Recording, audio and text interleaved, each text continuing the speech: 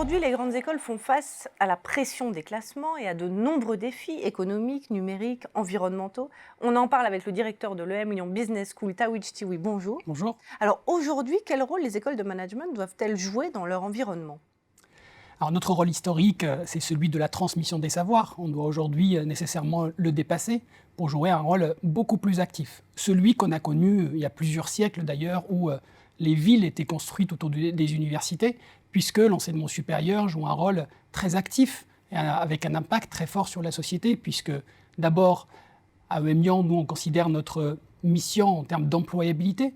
C'est-à-dire qu'on regarde, ce qui est important pour nous, c'est d'assurer une évolution de carrière qui est en phase avec les attentes de nos diplômés et de nos apprenants, mais aussi on envisage notre rôle en termes d'évolution et de production de savoir académique. C'est important face à des enjeux d'évolution de métier, à une évolution aussi de connaissances très très rapide, de continuer à produire une connaissance en phase avec les enjeux que connaissent les entreprises et la société, mais aussi qui permettent de continuer à assurer un développement et puis un éclairage à notre société pour jouer un rôle actif dans ce cadre.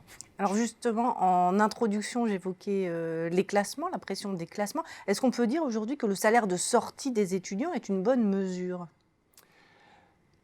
Je suis persuadé que ce n'est pas la bonne mesure, même si elle est une mesure clé dans les classements qu'on retrouve aujourd'hui, parce que si on envisage notre rôle en termes d'impact sociétal, nécessairement, il ne faut pas regarder que le salaire à la sortie. Qu'est-ce qu'on dit de quelqu'un qui va travailler dans une ONG ou une association qui va avoir un impact très très fort par son action, mais qui va accepter un salaire beaucoup plus faible? Qu'est-ce qu'on dit lorsqu'on forme des entrepreneurs? Nous, on est une école qui forme et qui a comme des diplômés, beaucoup parmi les diplômés, des entrepreneurs qui, au départ, nécessairement acceptent des niveaux de salaire beaucoup plus bas, mais qui vont créer eux-mêmes des emplois demain et permettre une logique très très active pour la création d'emplois. Donc il faut qu'on dépasse cette logique de salaire à la sortie et qu'on envisage la contribution des écoles et qu'on envisage leur classement et leur réputation par rapport à leur capacité de créer de l'emploi et par rapport aussi à leur capacité d'avoir des diplômés qui impactent positivement la société. Alors justement, est-ce que la puissance de ces établissements peut se mesurer par rapport au nombre de diplômés ou à la puissance de leur réseau? Je pense que ce qui est important, ce n'est pas uniquement la quantité de diplômés ou le nombre d'étudiants. Ce qui est très très important, c'est l'impact de ces diplômés une fois qu'ils ont des responsabilités importantes dans la société, dans l'entreprise. Est-ce que c'est des gens qui vont agir d'une façon responsable? Est-ce que c'est des gens qui vont pouvoir demain apporter un bon équilibre entre la performance financière, qui est généralement une attente forte de la part des entreprises, mais aussi une dimension humaine, le respect d'un certain nombre de valeurs, la considération de l'environnement, la considération de la bienveillance, d'une certaine bienveillance vis-à-vis des équipes.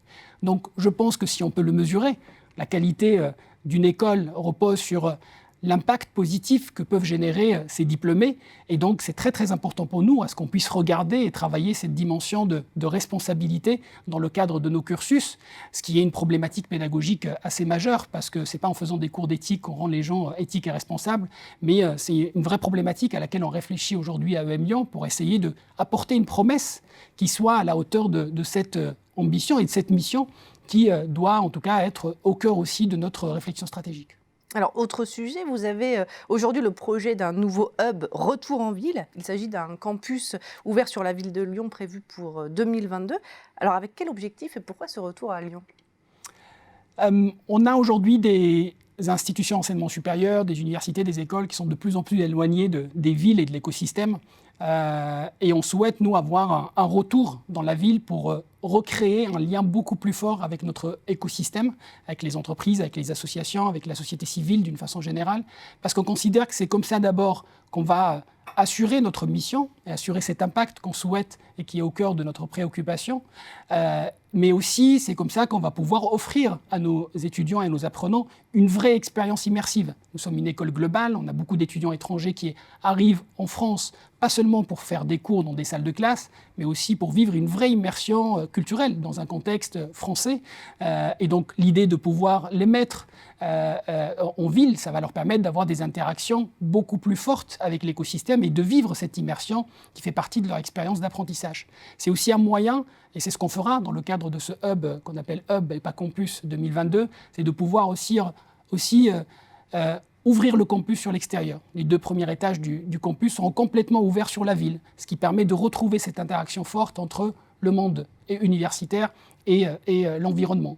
Ce qui est important pour nous, c'est d'avoir une certaine modularité aussi. C'est un campus qui peut se transformer en un stade de basket, en un lieu de concert, en un lieu événementiel pour accueillir des entreprises ou des salons ou des manifestations économiques. Donc c'est ça ce qui est important pour nous, c'est de retrouver une mission qui est en phase avec toutes les transformations qu'on est en train de vivre et qui est aussi agile que ce qu'on demande à nos apprenants d'être lorsqu'ils se rendent dans le monde professionnel. Tawhid Chtiwi, merci pour cet éclairage sur les missions des grandes écoles françaises de management. Merci beaucoup.